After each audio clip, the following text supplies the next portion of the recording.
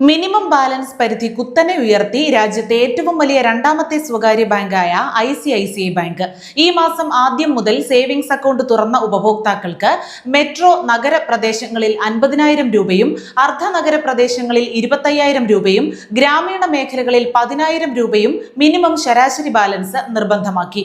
ബാങ്കിന്റെ വെബ്സൈറ്റിലാണ് ഇത് സംബന്ധിച്ച അറിയിപ്പ് വന്നിരിക്കുന്നത്. മിനിമം ബാലൻസിന് താഴെ പോയാൽ ബാങ്ക് പിഴ ഈടാക്കും.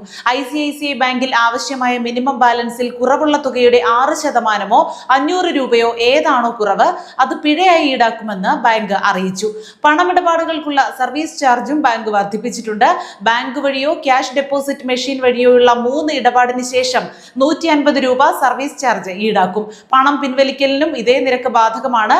നോൺ ബാങ്ക് സമയങ്ങളിലോ അവധി ദിവസങ്ങളിലോ ക്യാഷ് ഡെപ്പോസിറ്റ് മെഷീൻ ഉപയോഗിച്ച് പണം നിക്ഷേപിക്കുന്നവർ മാസത്തിൽ 10,000 രൂപ കടന്നാൽ ഓരോ ഇടപാടിനും 50 രൂപ ഫീസ് നൽകണം. രാജ്യത്തെ ഏറ്റവും വലിയ പൊതുമേഖലാ ബാങ്കായ SBI 2020 മുതൽ സേവിങ്സ് അക്കൗണ്ടിലെ മിനിമം ബാലൻസ് നിബന്ധന പിൻവലിച്ചിരുന്നു. അതേസമയം സേവിങ്സ് അക്കൗണ്ടുകളിൽ മിനിമം ബാലൻസ് വേണമെന്ന നിബന്ധന Canara bank, Punjab bank, bank of Baroda, Indian bank തുടങ്ങിയ ബാങ്കുകൾ ഒഴിവാക്കിയിരുന്നു.